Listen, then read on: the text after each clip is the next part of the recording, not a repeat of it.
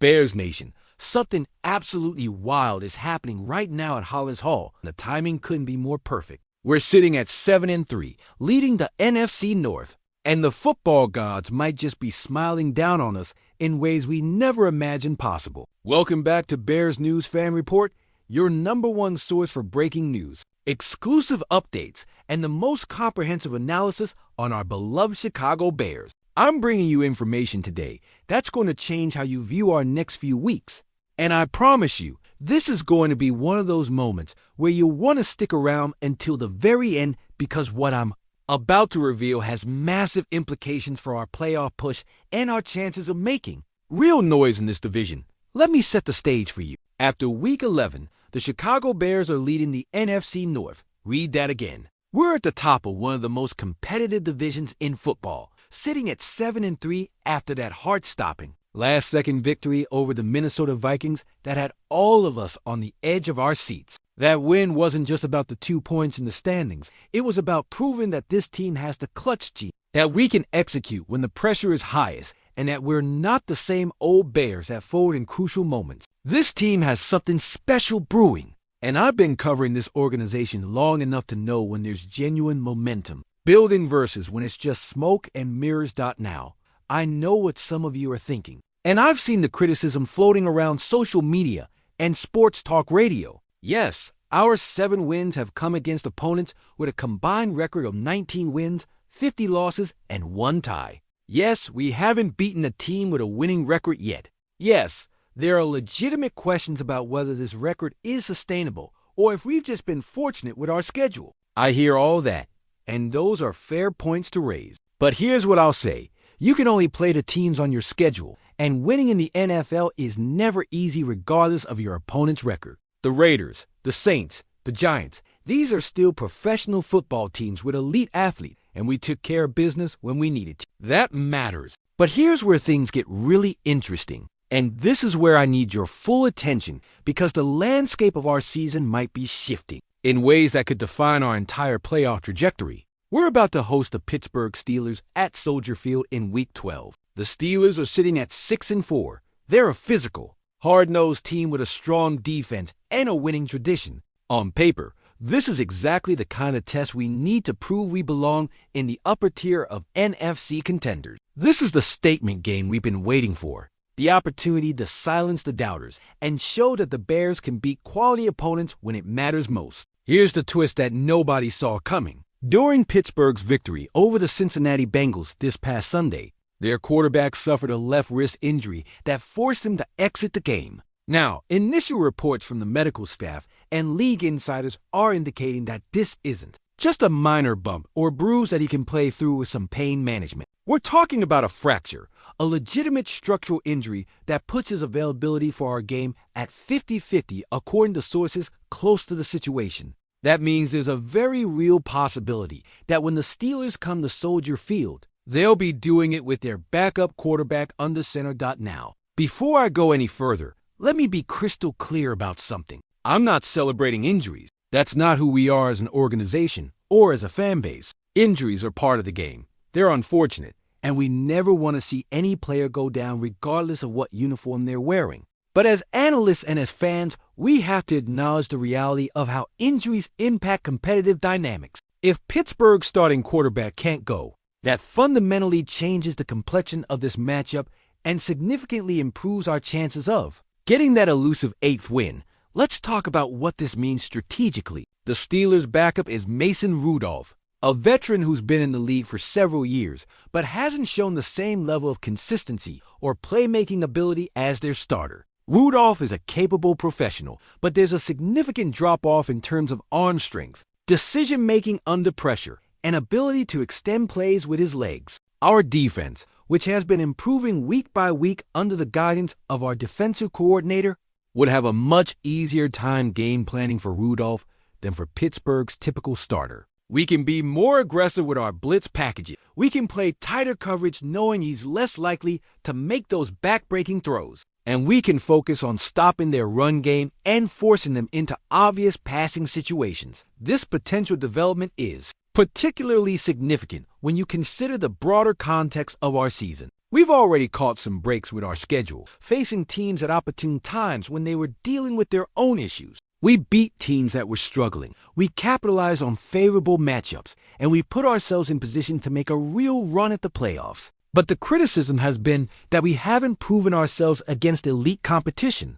Well, beating the Steelers, even with their backup quarterback, would be a step in the right direction. It would give us an 8-3 record heading into Thanksgiving week. It would solidify our position atop the NFC North, and it would provide crucial momentum as we head into the most challenging stretch of our schedule. And make no mistake, that challenging stretch is coming. After the Steelers game, we're traveling to Philadelphia to face the Eagles on Black Friday. That's a massive test against one of the NFC's premier teams. Then we've got the Green Bay Packers twice in a 3-week span. We're heading to San Francisco to face the 49ers, and we're hosting the Detroit Lions at Soldier Field before the regular season concludes. That's a gauntlet of games that will absolutely determine whether we're legitimate contenders or pretenders. We're going to find out exactly what this Bears team is made of over the next 6 weeks, and there won't be any more questions about strength of schedule or whether our record is inflated. But here's why getting to 8-3 before that brutal stretch is so crucial. Confidence matters in this league. Momentum matters. Having that extra win in the bank gives us breathing room, gives us the ability to potentially drop a game or two down the stretch and still be in excellent position for playoff seeding. If we can beat Pittsburgh this week, even with their backup quarterback, we'll be sitting pretty as we navigate through December. We'll have home field advantage locked up for at least one playoff game. We'll have proven we can win different types of games. And we'll have the psychological edge knowing we took care of business when opportunities presented themselves. There's another storyline here that Bears fans will appreciate. Pittsburgh's starting quarterback has historically owned us. The numbers don't lie. He's been absolutely dominant against Chicago throughout his career. And he would love nothing more than to come into Soldier Field and spoil our season. He's the kind of competitor who thrives on these moments, who elevates his game against division rivals and quality opponents, and who has the experience and poise to execute in hostile environments. Not having to face him is a significant advantage that we absolutely need to capitalize on. Mason Rudolph doesn't have that same history, doesn't have that same swagger, and doesn't command the same level of respect from opposing defenses. Our defensive game plan becomes so much cleaner if Rudolph is starting. We can focus on taking away their run game with Najee Harris. We can bracket their top receiver George Pickens and force Rudolph to beat us with secondary options. And we can bring pressure from multiple angles, knowing that he's more likely to make mistakes under duress. Our secondary has been playing with more confidence lately. Our pass rush has been generating consistent pressure, and our linebackers are flying to the ball. All those strengths become magnified when you're facing a backup quarterback who's operating in a limited offensive system. Offensively, this also plays to our advantage. If the Steelers are starting their backup, they're likely going to try to keep the game low-scoring and rely on their defense to create turnovers and short fields. That means we need to be patient. We need to execute our game plan. And we need to avoid the self-inflicted mistakes that have plagued us at times this season. Our quarterback has been developing nicely, our running game has been effective, and our offensive line has been giving us time to operate. If we can control the clock, sustain drives, and put points on the board consistently, we'll put enormous pressure on Pittsburgh's backup to keep pace, and that's not a position they want to be in. The beauty of our situation right now is that we control our own destiny. We're not scoreboard watching.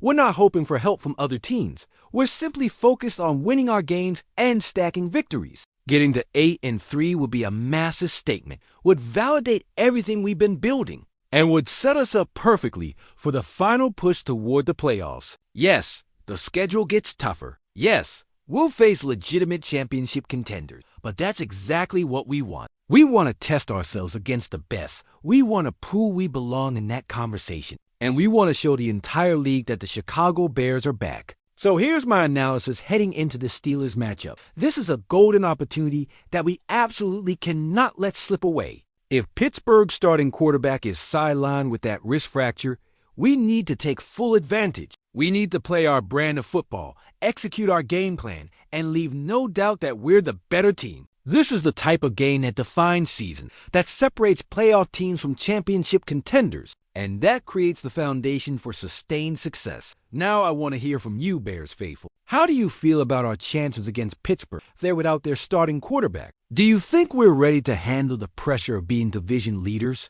Are you confident in our ability to navigate the tough schedule ahead? Drop your thoughts in the comments below, because this community is what makes covering this team so incredible, and your perspective adds so much value to these discussions. If you want to stay on top of every Bears development, every injury update, every strategic analysis, and breaking news, make sure you're subscribed to Bears News Fan Report. Hit that notification bell so you never miss a video. Smash that like button to support the channel. And share this with every Bears fan you know. We're all in this together, and we're all chasing that same dream of bringing a championship back to Chicago.